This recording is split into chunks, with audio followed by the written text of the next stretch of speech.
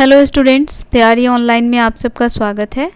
आज हम कक्षा 10 हिंदी पाठ्य पुस्तक स्पर्श भाग 2 के 8वें अध्याय कैफी आज़मी जी की कविता कर चले हम फिदा का सप्रसंग व्याख्या जानेंगे। बच्चों, अगर आप अभी तक हमारे चैनल से नहीं जुड़े हैं तो प्लीज़ आप हमारे चैनल को सब्सक्राइब कर लें। तो चलिए बढ़ते हैं कविता की ओर।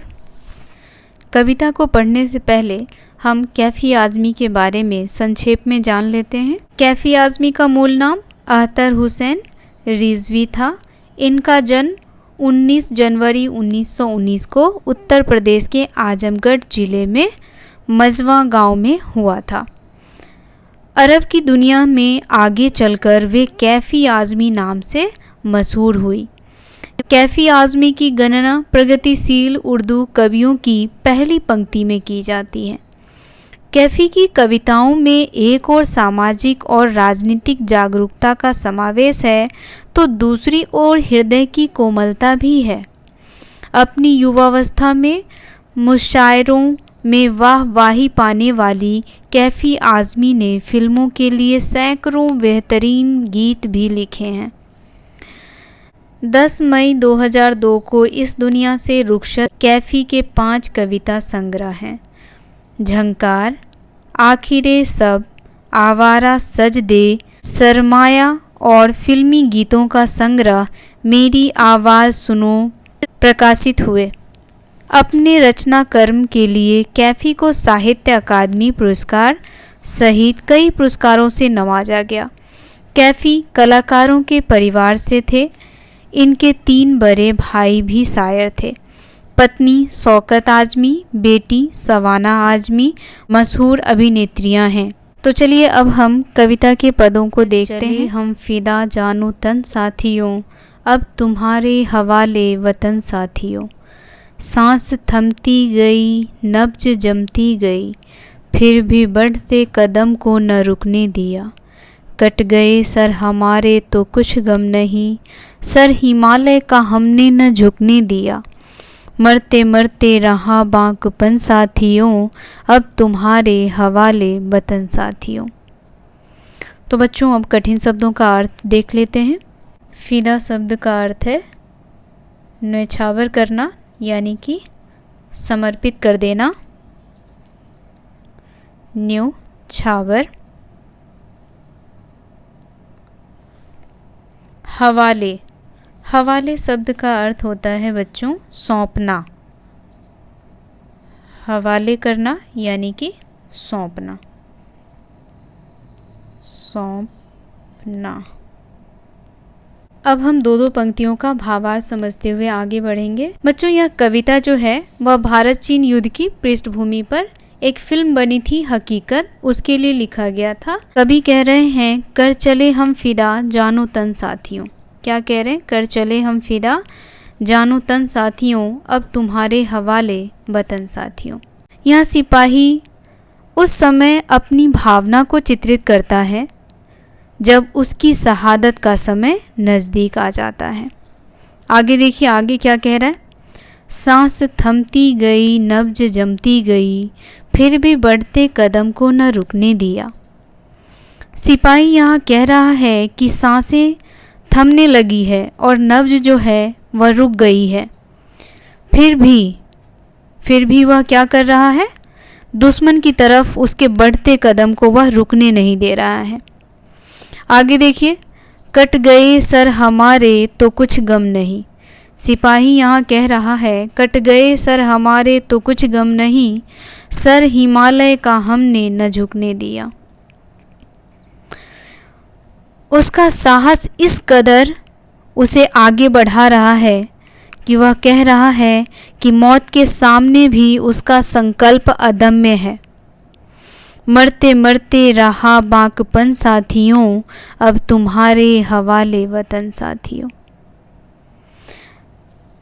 सैनिक देश के लिए अपनी जान और अपना शरीर सब न्यौछावर कर देते हैं और आगे आने वाली पीढ़ी के लिए देश सौंप रहा है। वह ऐसा कहते कहते अपने आप को शहीद कर देते हैं। तो चलिए अब हम इन पंक्तियों का प्रसंग के साथ व्याख्या जान लेते हैं। प्रसंग है हमारा। प्रस्तुत पंक्तियाँ हमारी हिंदी पाठ्य पुस्तक स्पर्श भाग 2 से ली गई हैं। इसके कवि कैफी आज़मी हैं। इन पंक्तियों में कवि एक वीर सैनिक का अपने देशवासियों को दिए आखिरी संदेश का वर्णन कर रहा है। अब हम व्याख्या देख लेते हैं। व्याख्या है हमारा। कवि कहते हैं कि सैनिक अपने आखिरी संदेश में कह रहे हैं कि वे अपने प्राणों को देश हित के लिए न्यौछावर कर रहे हैं। अब यह देश हम जाते जाते आप देशवासियों को सौंप रहे हैं। सैनिक उस दृश्य का वर्णन कर रहे हैं जब दुश्मनों ने देश पर हमला कर दिया था। सैनिक कहते हैं कि जब हमारी सांसें हमारा साथ नहीं दे रही थी और हमारी नाड़ियों में खून जमता जा रहा था, फिर भी हमने अपने बढ़ते कदम को जारी रखा, अर्थात दुश्मनों को पीछे धकेलते गए। सैनिक गर्व से कहते हैं कि हमें अपने सर भी कटवाने पड़े तो हम खुशी खुशी कटवा देंगे, पर हमारे गौरव के प्रतीक हिमालय को नहीं झुकने देंगे तथा हिमालय पर दुश्मनों के कदम नहीं पड़ने देंगे। हम मरते दम तक वीरता के साथ दुश्मनों का मुकाबला करते रहें। अब इस देश की रक्षा का भार आप देशवासियों को सौंप रहे हैं। तो चलिए अब हम कविता के अगले पद को देखते हैं। पद में कवि कहते हैं, जिंदा रहने के मौसम बहुत हैं मगर जान देने के रुत रोज आती नहीं। हुस्न और इश्क दोनों को रुस्वा करें वह जवानी जो खून में नहाती नहीं। आज धरती बनी है दुल्हन साथियों, अब तुम्हारे हवाले वतन साथियों। अब हम कठिन शब्दों के अर्थ जान लेते हैं। पहले रुत शब्द का अर्थ होता है मौसम। रुत शब्द का अर्थ क्या होता है? मौसम। मौसम। और हुस्न, हुस्न शब्द का अर्थ होता है सुंदरता। हुस्न शब्द का अर्थ होता है सुंदरता। हुस्न यानी सुंदरता। रुस्वा शब्द का अर्थ होता है बदनाम। यहाँ मैं लिख रही हूँ रुस्वा। इस शब्द का अर्थ होता है बदनाम।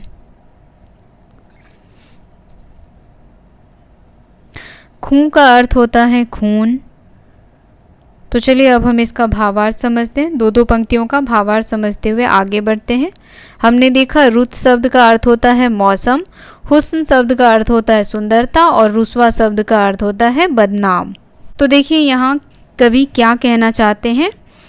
जिंदा रहने के मौसम बहुत है मगर जान देने के रुत रोज आती नहीं। यहाँ कवि कह रहे हैं जिंदा रहने के अवसर बहुत आते हैं, इसीलिए जिंदगी जी लेना बहुत ही महत्वपूर्ण है, लेकिन जान देने के रुत रोज आती नहीं। यानी अपनी जिंदगी को अपने वतन पर समर्पित करने का मौका बहुत ही कम मिलता है। आगे देखिए आगे क्या कह रहे हैं कवि। आगे कह रहे हैं हुस्न और इश्क दोनों को रुस्वा करें वह जवानी जो खून में नहाती नहीं। वो युवा जो देश के लिए खून की होली न खेले, उसकी जवानी को सराहने के लिए कोई भी सुंदरी तैयार नहीं होती। अगली पंक्तियों में कवि कहते हैं आज धरती बनी है दुल्हन साथियों, अब तुम्हारे हवाले वतन साथियों। यहाँ कवि कहते हैं कि हिम्मती पुरुषों की दुनिया हमेशा से कायल रही है। जवानों के खून से ऐसा लगता है जैसे धरती को लाल चुनरी पहना दी गई हो। तो चलिए अब हम इन पंक्तियों का सप्रसंग व्याख्या जान लेते हैं। प्रस्तुत पंक्तियाँ हमारी हिंदी पाठ्य पुस्तक स्पर्श भाग 2 से ली गई है। इसके कवि कैफी आज़मी हैं। इन पंक्तियों में कवि सैनिक के बलिदान का भावात्मक रूप में वर्णन कर रहा है। व्याख्या है, सैनिक कहते हैं कि हमारे पूरे जीवन में हमें जिंदा रहने के लिए कई अवसर मिलते हैं, लेकिन देश के लिए प्राण न्यौछावर करने की खुशी कभी कभी किसी किसी को ही मिल पाती है। अर्थात सैनिक देश पर मर मिटने का एक भी मौका नहीं खोना चाहते। सैनिक देश के नौजवानों को प्रेरित करते हुए कहते हैं कि सुंदरता और प्रेम का त्याग करना सीखो, क्योंकि वो सुंदरता और प्रेम ही क्या, जवानी ही क्या जो देश के लिए अपना खून न बहा सके। सैनिक देश की धरती को दुल्हन की तरह मानते हैं और कहते हैं कि जिस तरह दुल्हन को स्वयंवर में हासिल करने के लिए राजा किसी भी मुश्किल को पार कर जाते थे, उसी तरह तुम भी अपनी इस दुल्हन को दुश्मनों से बचा कर रखना, क्योंकि अब हम देश की रक्षा का दायित्व आप देशवासियों पर छोड़कर जा रहे हैं। तो चलिए अब हम कविता के अगले पद को देखते हैं। अगली पंक्ति में कवि कहते हैं, राह कुर्बानियों की न वीरान हो, तुम सजाते ही रहना नए काफिले। फतह का जश्न इस जश्न के बाद है, जिंदगी मौत से मिल रही है गले। बांध लो अपने सिर से कफन साथियों, अब तुम्हारे हवाले वतन साथियों। बच्चों अब हम कठिन शब्दों के अर्थ को जान लेते हैं। काफिले शब्द का अर्थ होता है बच्चों यात्रियों का समूह। काफिले, काफिले का क्या अर्थ होता है? काफिले का अर्थ होता है यात्रियों का समूह। यात्रियों का समूह।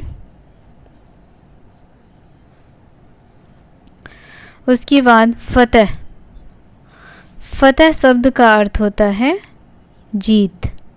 फतह शब्द का अर्थ होता है जीत, यानी फतह हासिल करना, यानी कि जीत हासिल करना।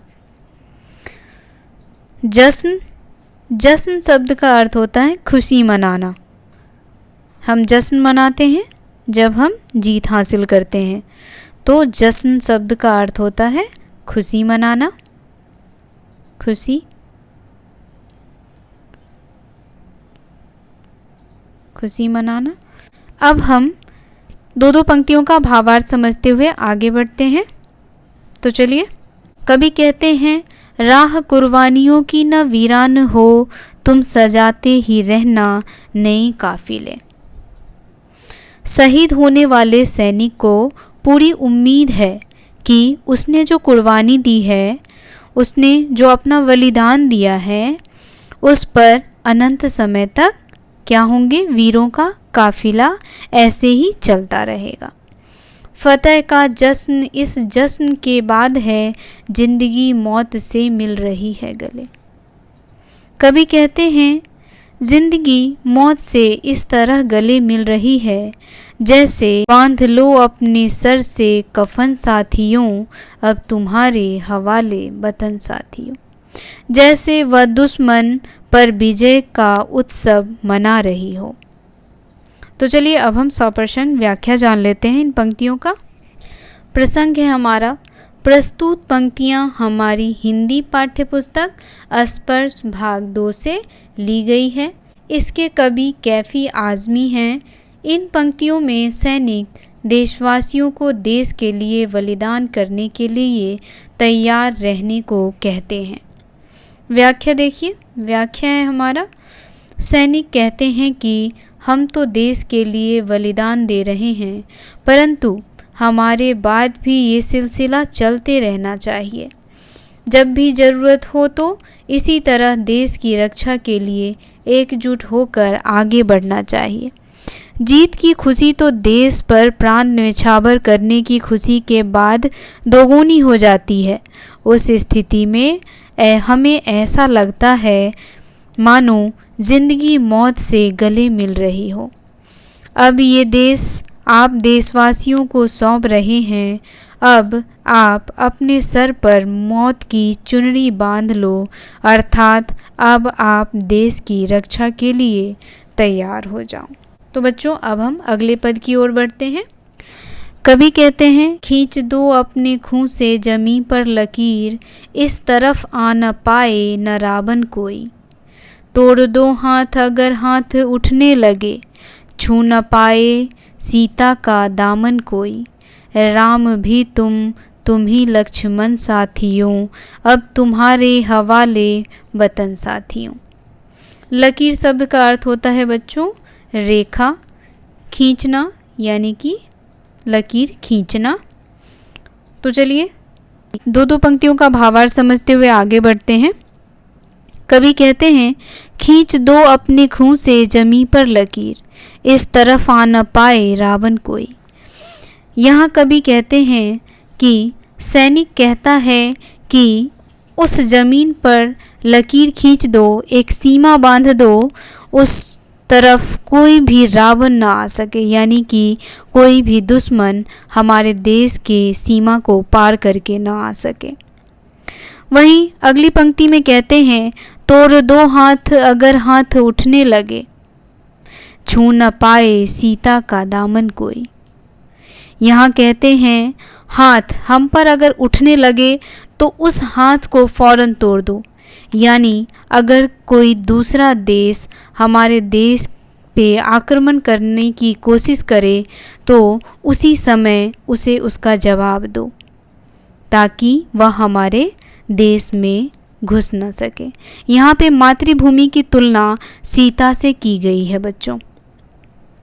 आगे कवि कहते हैं, राम भी तुम ही लक्ष्मण साथियों, अब तुम्हारे हवाले वतन साथियों।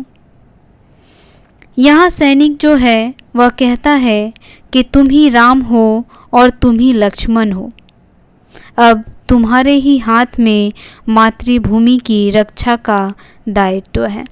तो चलिए अब हम इन पंक्तियों का प्रसंग के साथ व्याख्या जान लेते हैं। प्रस्तुत पंक्तियां हमारी हिंदी पाठ्यपुस्तक स्पर्श भाग 2 से ली गई है। इसके कवि कैफी आज़मी है। इन पंक्तियों में सैनिक देशवासियों को प्रेरित कर रहा है।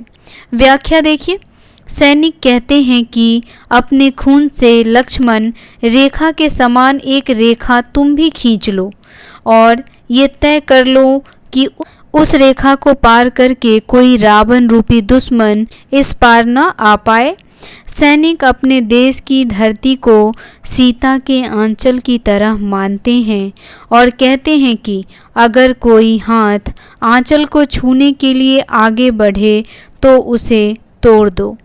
अपने वतन की रक्षा के लिए तुम ही राम हो और तुम ही लक्ष्मण हो, अब इस देश की रक्षा का दायित्व तुम पे है। कैसे यहाँ कैफी आज़मी जी ने सैनिक के मन की व्यथा को अपनी कविताओं की पंक्तियों के द्वारा व्यक्त किया है। जिंदगी सभी प्राणियों को क्या होता है, प्रिय होता है, इसे कोई ऐसे ही बेमतलब गंवाना नहीं चाहता। जीवन जीने की इच्छा सभी की होती है, जीवन की रक्षा करना, अपनी सुरक्षा करना और उस जीवन को बनाए रखने के लिए प्रकृति ने सिर्फ साधन ही उपलब्ध नहीं कराए हैं, बल्कि सभी जीव जंतु को उसे बनाने और बचाए रखने की भावना भी दी है। इसीलिए बच्चों, शांति प्रिय जीव भी अपनी जान बचाने के लिए हमला करने के लिए तैयार रहता है, लेकिन सैनिक का जीवन बिल्कुल इसके विपरीत होता है, क्योंकि सैनिक उस समय सीना तान कर खड़ा हो जाता है जब उसके जीवन पर नहीं बल्कि दूसरों के जीवन और आज़ादी पर संकट आता है। जबकि ऐसी स्थिति में उसे पता होता है कि दूसरों की आज़ादी और ज़िंदगी भले ही बची रह सकती है, परंतु उसकी जान जाने की संभावना सबसे अधिक होता है। इसके बावजूद भी एक सैनिक अपना सीना तान कर अपने दुश्मनों के सामने खड़ा रहता है। तो आज का अध्याय यहीं समाप्त करती हूँ। आशा है यह वीडियो आप सबके लिए बहुत ही महत्वपूर्ण होगा। अगर आपको मेरा वीडियो पसंद आए तो आप इसे लाइक करें और अपने दोस्तों के साथ शेयर करें। आप सबका बहुत बहुत धन्यवाद।